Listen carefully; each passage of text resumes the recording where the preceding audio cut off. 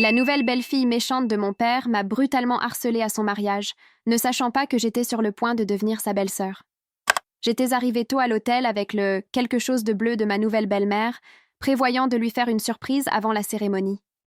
Nous étions devenus proches depuis qu'elle et mon père s'étaient mis ensemble, et elle m'avait même choisi pour être sa demoiselle d'honneur à la place de sa propre fille, Rafaela, que je n'avais en fait jamais rencontrée.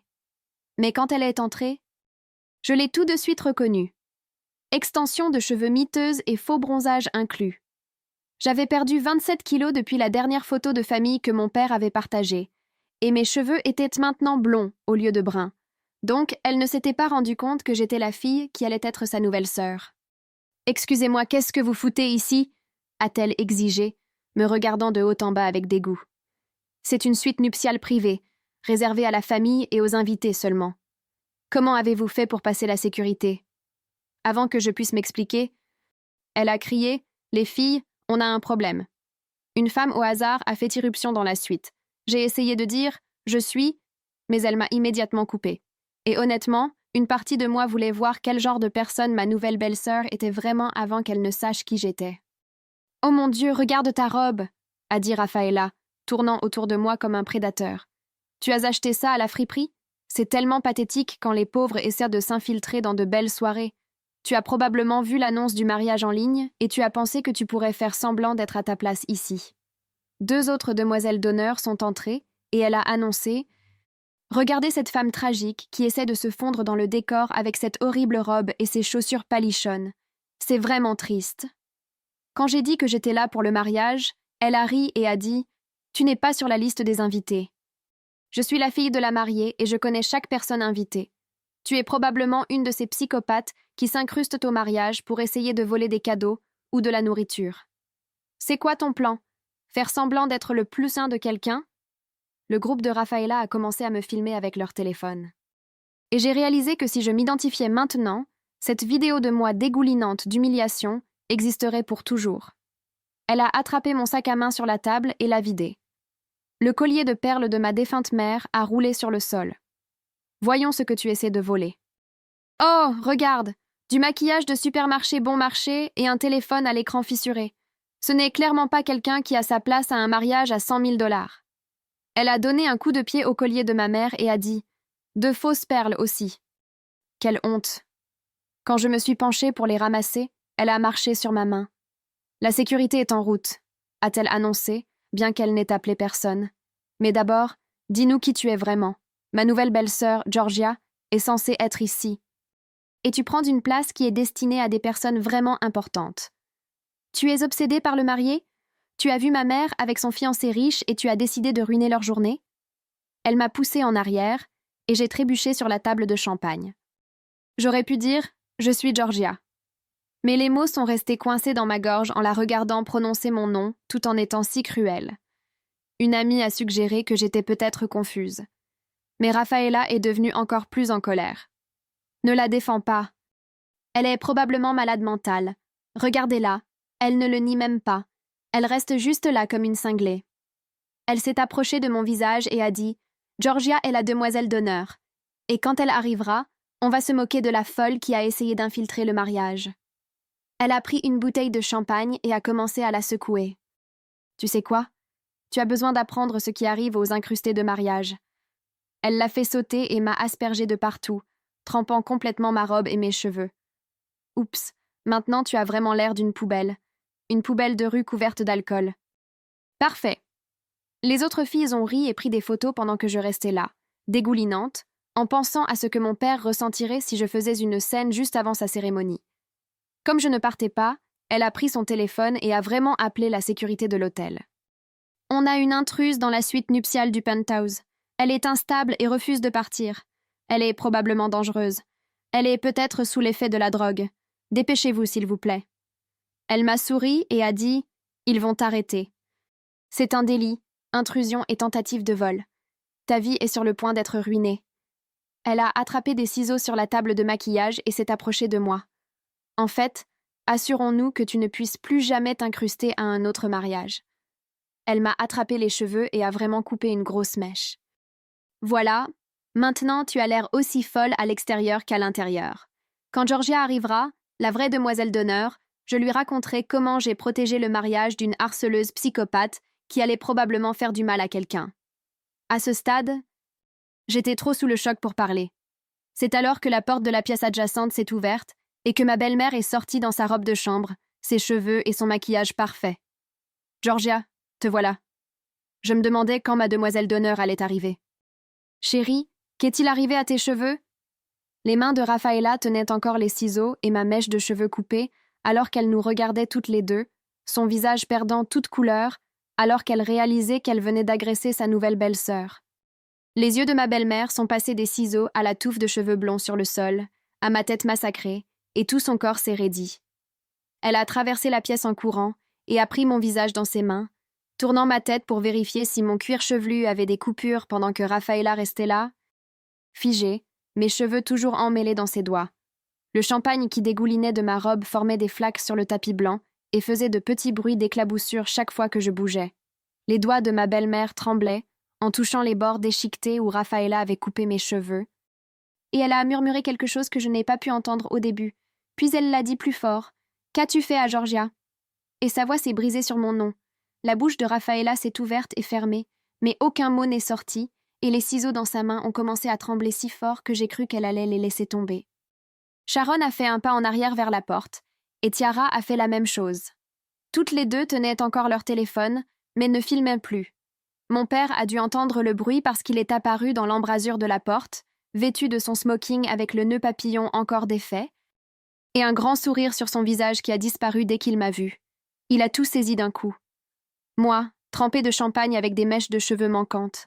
Rafaela tenant les ciseaux, sa mariée avec des larmes qui commençaient à se former dans ses yeux. « Georgia, chérie, es-tu blessée ?» a-t-il demandé et s'est avancé vers moi. Mais ma belle-mère examinait déjà mon cuir chevelu. Avant que je puisse dire quoi que ce soit, elle s'est retournée pour faire face à Rafaela, et sa voix est devenue dure d'une manière que je n'avais jamais entendue auparavant. « Explique-toi tout de suite, » a-t-elle dit, et Rafaela a finalement retrouvé sa voix et a commencé à parler si vite que les mots se sont mélangés. Elle n'arrêtait pas de dire qu'elle ne savait pas que c'était moi, qu'elle pensait que j'étais en train de m'introduire, que j'avais l'air différente et que je ne voulais pas dire qui j'étais. Sharon a discrètement mis sa main sur son sac à main et a glissé son téléphone à l'intérieur, tandis que Sierra continuait de regarder entre tout le monde, comme si elle voulait disparaître. Blake est arrivé à ce moment-là, l'organisateur de mariage dans son costume gris parfait, et j'ai vu son sourire professionnel se figer quand il a vu la scène. Il a immédiatement sorti son téléphone et a commencé à envoyer des messages à quelqu'un tout en s'avançant dans la pièce pour évaluer les dégâts. « Nous devons repousser la cérémonie », a-t-il dit doucement, puis plus fort quand personne n'a répondu.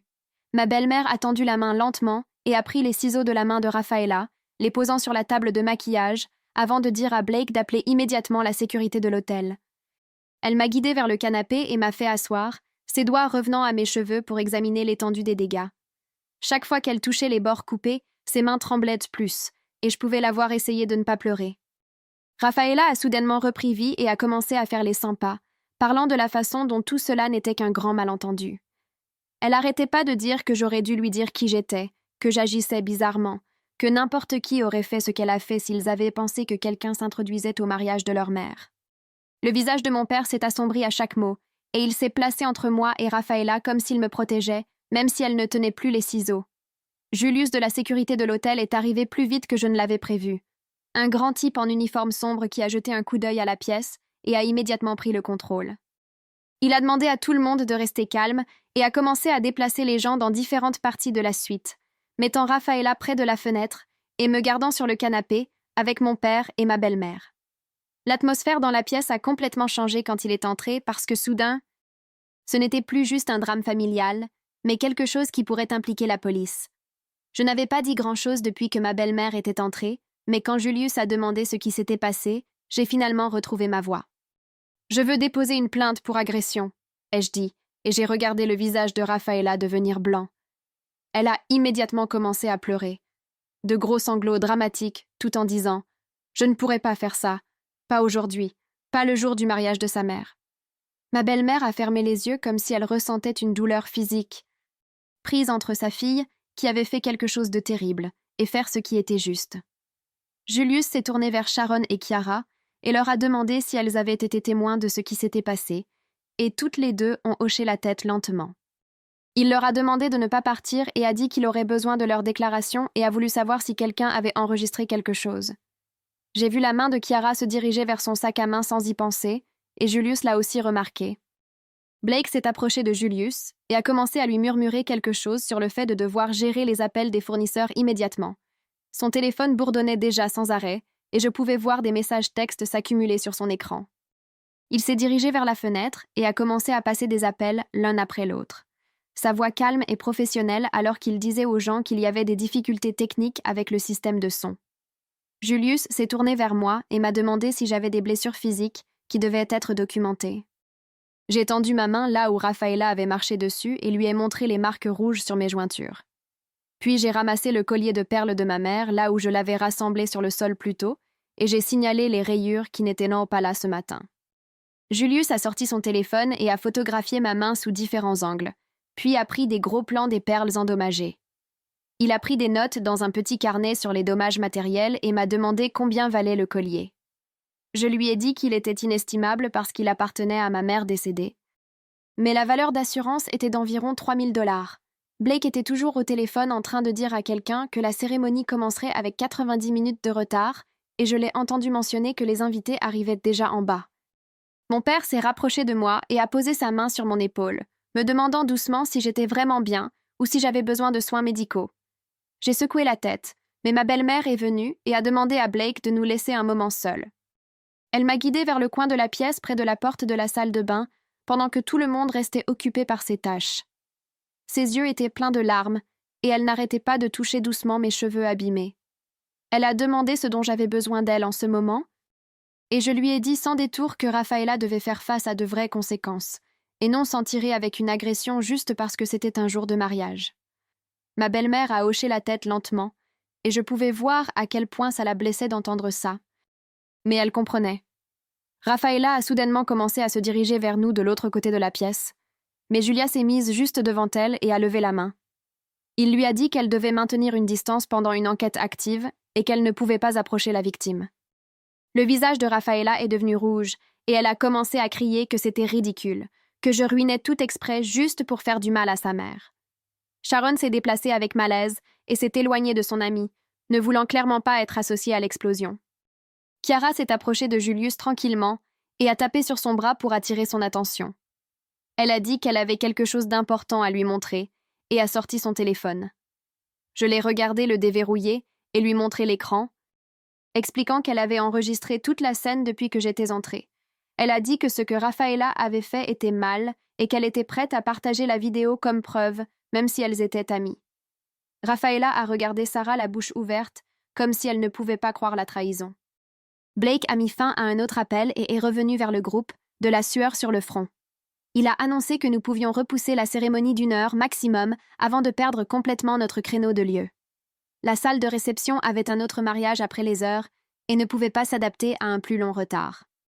Le visage de ma belle-mère a montré tout son stress alors qu'elle essayait de décider si elle devait continuer avec le mariage ou tout reporter. Le poids de choisir entre son jour de mariage et de gérer ce que sa fille avait fait était visible dans la façon dont ses mains tremblaient.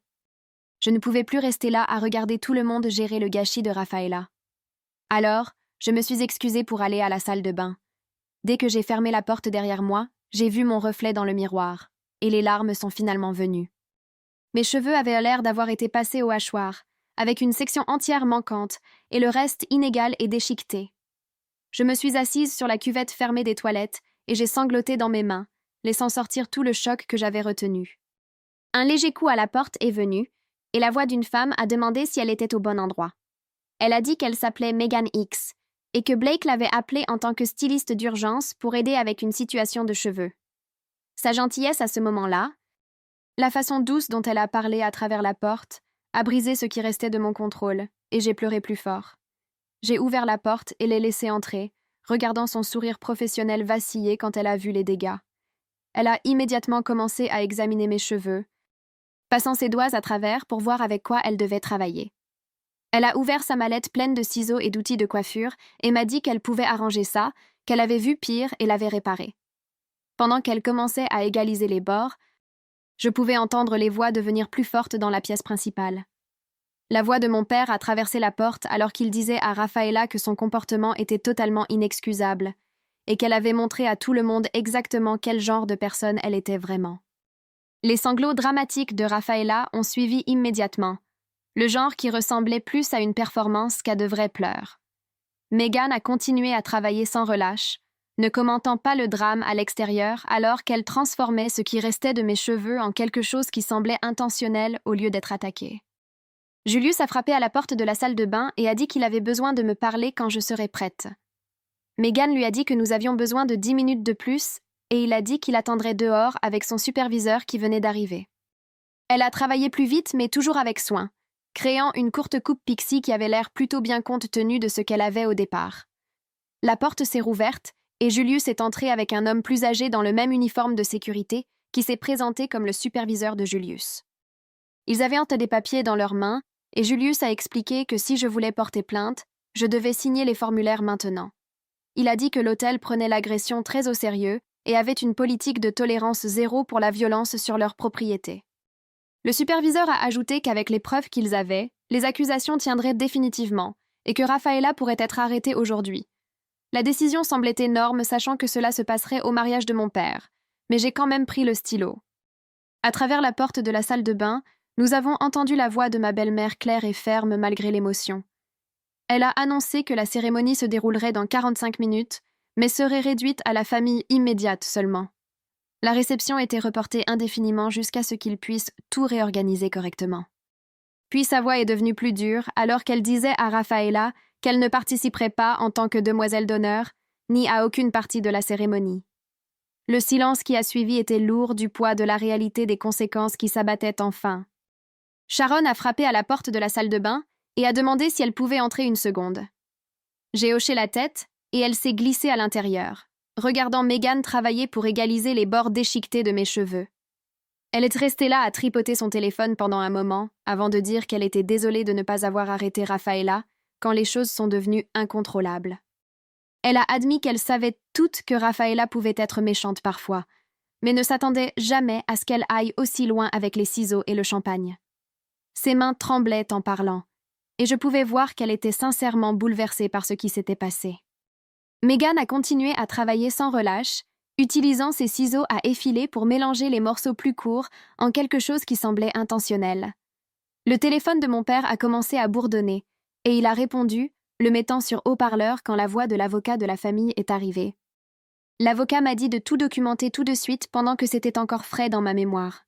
Il a dit de prendre des photos de la marque rouge sur ma main où Rafaela a marché sur moi et d'obtenir des photos de ma robe endommagée et des perles rayées de ma mère. Papa a attrapé son téléphone et a commencé à prendre des photos de ma main et des taches de champagne pendant que l'avocat expliquait que nous avions besoin de déclarations écrites de tous les témoins immédiatement. À travers la porte, nous pouvions entendre la voix de Rafaela devenir plus forte alors qu'elle parlait à sa mère.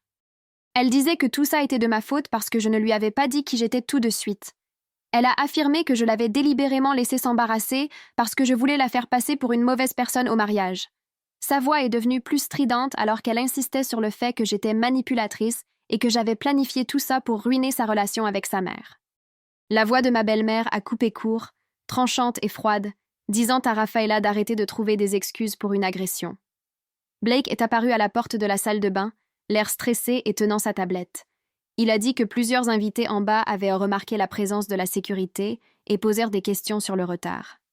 Il essayait de contenir la situation, mais avait besoin de savoir quoi dire aux gens qui s'inquiétaient que quelque chose de grave se soit passé. Le directeur de l'hôtel était juste arrivé personnellement pour prendre de nos nouvelles et voulait s'assurer que nous avions tout ce dont nous avions besoin. Blake a dit que le directeur s'inquiétait de la réputation de l'hôtel. Si la nouvelle d'une agression dans la suite Penthouse se répandait, Julius est revenu avec plus d'informations sur les accusations. Il a expliqué que l'utilisation de ciseaux comme arme faisait de cela une agression avec une arme mortelle, ce qui était bien plus grave qu'une simple voie de fait. L'accusation pourrait signifier de la prison ferme, pas seulement une mise à l'épreuve ou des travaux d'intérêt général. Rafaela a dû l'entendre, car ses pleurs se sont soudainement arrêtés, et tout est devenu silencieux dans la pièce principale. Chiara s'est approchée de Julius en tenant son téléphone et a commencé à transférer la vidéo qu'elle avait enregistrée sur sa tablette. Nous nous sommes tous rassemblés pour la regarder. même si je ne voulais vraiment pas me voir me faire humilier à nouveau. La vidéo montrait tout clairement, de Rafaela vidant mon sac à main à m'aspergeant de champagne et à coupant mes cheveux avec les ciseaux. Ma belle-mère a regardé pendant environ 30 secondes avant de devoir quitter la pièce, la main sur la bouche. Voir sa fille m'attaquer à l'écran était différent de simplement en entendre parler. La voix de l'avocat a de nouveau traversé le haut-parleur du téléphone après que nous ayons regardé la vidéo. Il a dit « Avec ce genre de preuves, plus de multiples témoins, les accusations criminelles tiendraient certainement si nous les poursuivions. » Il a également mentionné que nous pouvions déposer une plainte civile pour détresse émotionnelle et dommages matériels en plus de l'affaire pénale. Rafaela a commencé à respirer très vite et quelqu'un a dit qu'elle avait besoin de s'asseoir avant de s'évanouir. Mon père s'est tourné vers moi et a dit que peu importe ce que je décidais de faire concernant le dépôt des accusations, Rafaela n'était plus la bienvenue chez nous. Il a dit que la vraie famille ne se traitait pas de cette façon et qu'elle avait montré qu'on ne pouvait pas lui faire confiance autour de moi. Sa voix était ferme et en colère d'une manière que je n'avais jamais entendue auparavant. Ma belle-mère est revenue dans la pièce, des larmes coulant sur son visage, mais elle n'a pas contesté sa décision. Blake s'est raclé la gorge et a dit qu'il avait réussi à réorganiser la cérémonie avec seulement la famille immédiate et les amis les plus proches. La grande réception avec 200 invités devrait être annulée complètement. Il nous a montré les chiffres sur sa tablette et les dépôts perdus à eux seuls s'élevaient à plus de 30 000 $. Le traiteur, le groupe, les fleurs pour 200 personnes. Tout cela était non remboursable à ce stade. Ma belle-mère a juste hoché la tête et a dit qu'elle comprenait, bien que son visage soit devenu pâle face à la perte financière. Megan a reculé et m'a tendu un miroir pour voir ce qu'elle avait fait avec mes cheveux. Elle avait transformé le travail de massacre en une courte coupe pixie qui avait en fait l'air plutôt mignonne, même si ce n'était rien de ce que j'avais prévu pour le mariage. Les côtés étaient super courts, mais elle avait laissé une certaine longueur sur le dessus qu'elle avait coiffé avec du produit pour lui donner de la texture. Elle avait accompli une vraie magie avec ce qui restait après l'attaque de Rafaela. Je l'ai remerciée et j'ai commencé à pleurer parce que ce petit acte de gentillesse après tout le reste m'a juste frappé de plein fouet. Elle m'a serré l'épaule et a commencé à ranger ses outils, disant qu'elle était heureuse de pouvoir aider à faire quelque chose de bien d'une mauvaise situation. Julius a sorti sa tablette et a commencé à expliquer mes options pendant que tout le monde regardait. Je pouvais porter plainte tout de suite et faire arrêter Rafaela avant la cérémonie. Je pouvais déposer un rapport pour documentation sans arrestation immédiate. Je pouvais gérer cela comme une affaire de famille et laisser l'hôtel conserver leurs preuves dans un dossier. Il a clairement indiqué que l'hôtel avait suffisamment de preuves, peu importe ce que je choisissais. Les caméras de sécurité avaient tout capté sous plusieurs angles. De plus, nous avions la vidéo de Tiara. Rafaela était assise sur le canapé, la tête dans ses mains, pendant que Julius parlait. Sharon s'est rapprochée de Chiara et je l'ai entendue chuchoter. Elle devrait en partir maintenant. Elle a dit que ce n'était pas leur problème et qu'elle n'avait pas besoin de s'impliquer. Ciara a secoué la tête et a dit qu'elles étaient des témoins qui devaient en faire ce qui était juste. Sharon a attrapé son sac à main et a dit qu'elle n'allait pas être traînée en justice pour ça.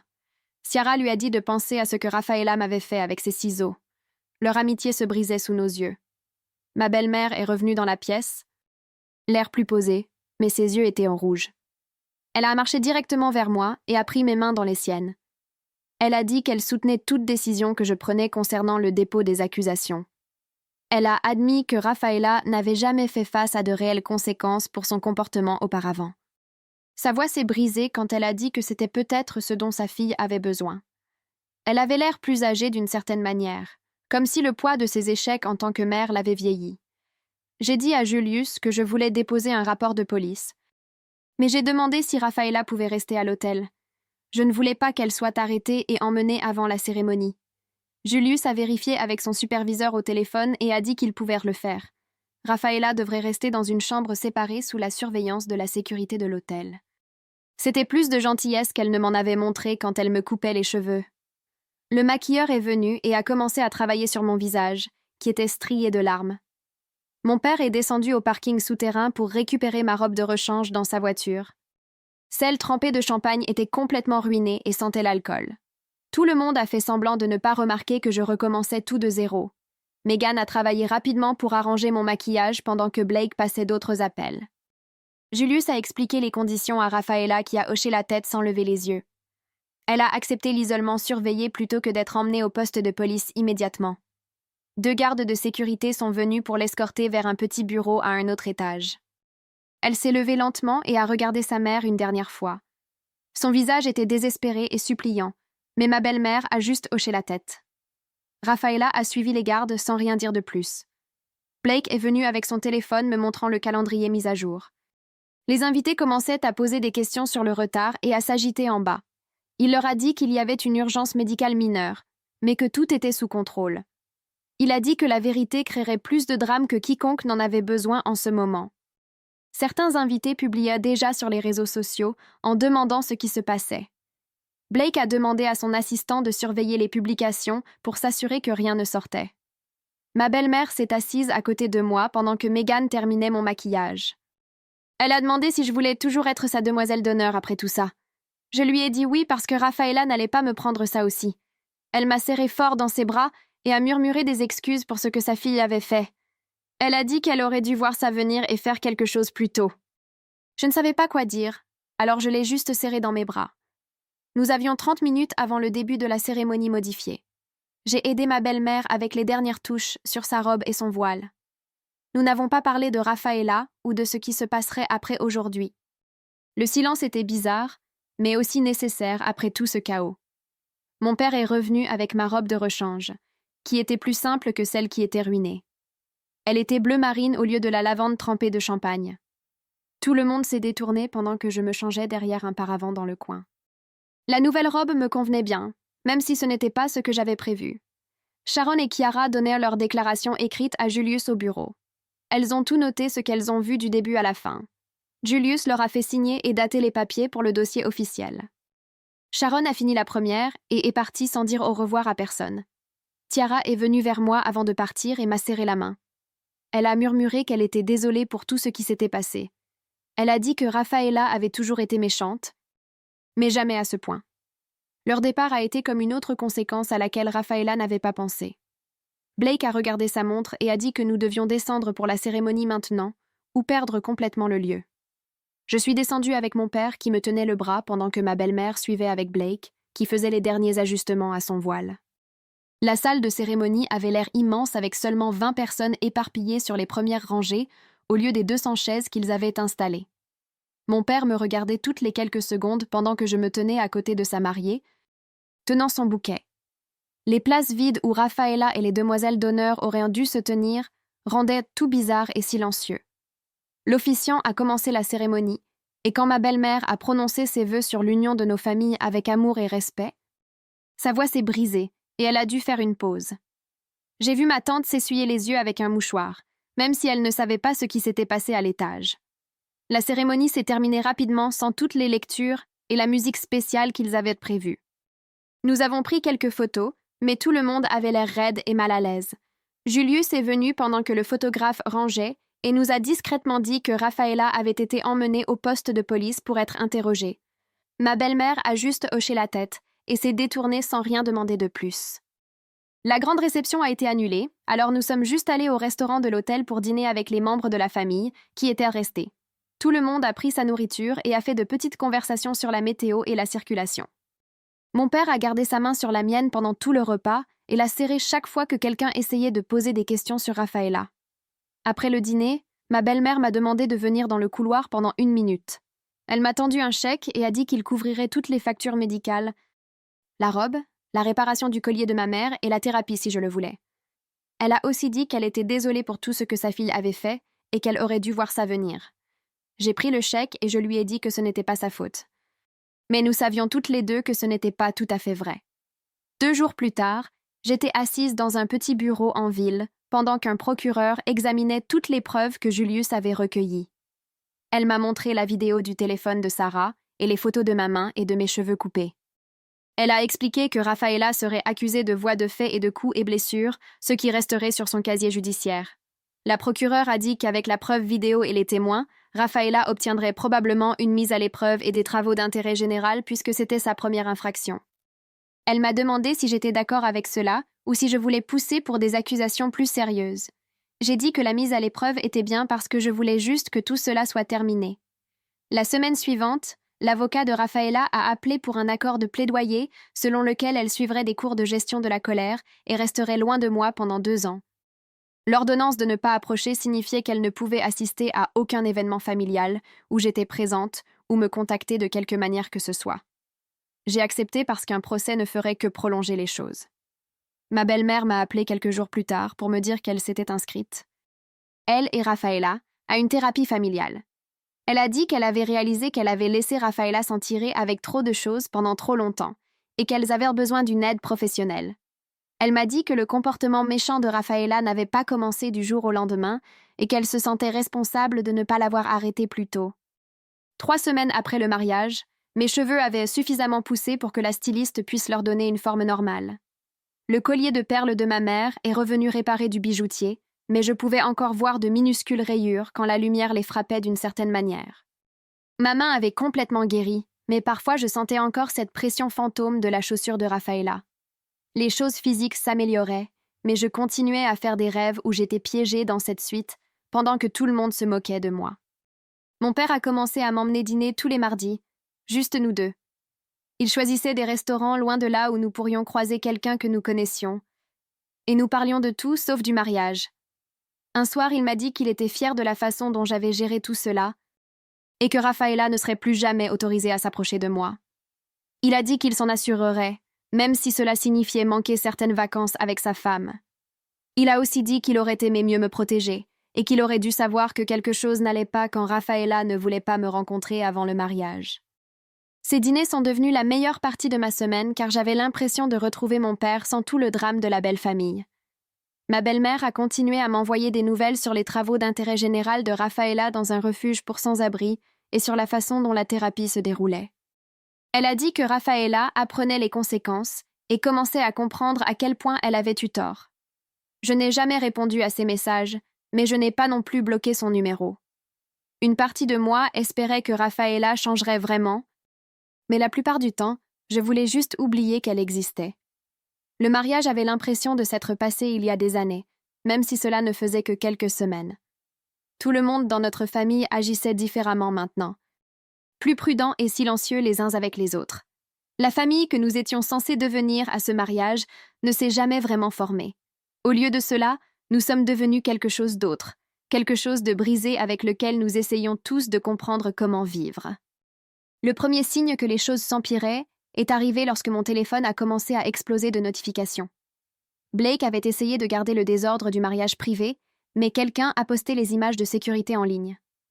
En quelques heures, la vidéo de Rafaela me coupant les cheveux avec des ciseaux était partout. Des gens à qui je n'avais pas parlé depuis des années m'envoyaient des liens et me demandaient si j'allais bien. Les commentaires sous les vidéos traitaient Rafaela de tous les noms imaginables. Quelqu'un a même fait un mème avec son visage choqué quand ma belle-mère a dit mon nom. J'ai désactivé tous mes comptes de réseaux sociaux et j'ai arrêté de vérifier mon téléphone, sauf pour la famille. Mes collègues continuèrent d'en parler au déjeuner jusqu'à ce que je commence à manger à mon bureau. Les nouvelles locales ont repris l'histoire et l'ont diffusée comme un avertissement sur la violence dans les mariages. Le visage de Rafaela était partout en ville, en tant que la fille qui avait attaqué sa belle-sœur avec des ciseaux. Ma belle-mère a commencé à m'envoyer des messages tous les quelques jours avec des nouvelles que je n'avais pas demandées. Elle m'a dit que Rafaela faisait des travaux d'intérêt général dans un refuge pour sans-abri en ville. Elle a dit que le juge l'avait obligée à y travailler 3 jours par semaine pendant 6 mois. Elle a envoyé des photos de Rafaela servant de la nourriture et nettoyant des tables. Elle a écrit de longs messages sur la façon dont Rafaela apprenait ce à quoi ressemblaient les vrais problèmes. Elle a dit que Rafaela avait pleuré après son premier jour en voyant des familles avec des enfants vivant dans la rue. Je n'ai jamais répondu. Mais j'ai lu chaque message. Une partie de moi voulait savoir qu'elle faisait vraiment face à des conséquences. Une partie de moi voulait juste oublier qu'elle existait. 6 semaines après le mariage, une épaisse enveloppe est arrivée de l'avocat de Rafaela. À l'intérieur se trouvait une lettre de 3 pages écrite de la main de Rafaela. Elle a écrit sur le fait de grandir jalouse de l'attention que sa mère donnait à d'autres personnes. Elle a admis qu'elle avait été méchante avec beaucoup de gens avant moi. Elle a dit qu'elle était embarrassée par la façon dont elle avait agi et comprenait si je ne voulais plus jamais la revoir. Elle n'a pas cherché d'excuses ni blâmé qui que ce soit d'autre. Elle a juste dit qu'elle était désolée et qu'elle travaillait à être meilleure. Je l'ai lue 2 fois, puis je l'ai mise dans un tiroir. Je n'étais pas prête à pardonner, mais j'ai remarqué qu'elle avait vraiment essayé. Ma belle-mère a demandé si nous pouvions nous retrouver pour déjeuner 1 mois plus tard. Nous sommes allés dans un endroit tranquille en dehors de la ville où personne ne nous reconnaîtrait. Elle avait l'air plus âgée et fatiguée, mais elle a souri quand elle m'a vue.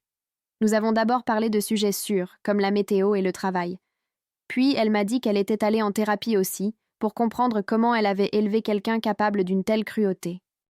Elle a dit qu'elle avait réalisé qu'elle avait toujours trouvé des excuses pour Rafaela au lieu de lui enseigner les conséquences. Elle ne m'a jamais demandé de pardonner à Rafaela, ou même de lui parler. Elle a juste travaillé à regagner ma confiance un déjeuner à la fois.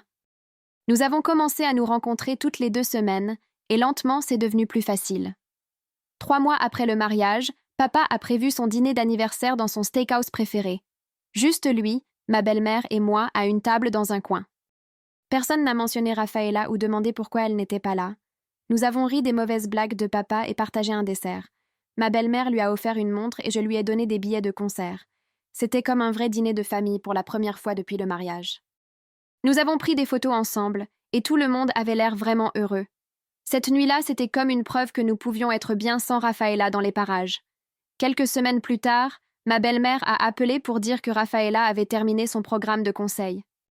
Elle a dit que Rafaela voulait s'excuser en personne et arranger les choses. J'y ai réfléchi pendant une journée, puis j'ai rappelé. Je lui ai dit que j'étais contente que Rafaela reçoive de l'aide, mais que je n'étais pas prête à la voir. Certaines choses ne peuvent pas être réparées avec des excuses. Ma belle-mère a dit qu'elle comprenait et qu'elle n'en reparlerait plus. Elle a tenu parole et ne m'a jamais poussée à ce sujet.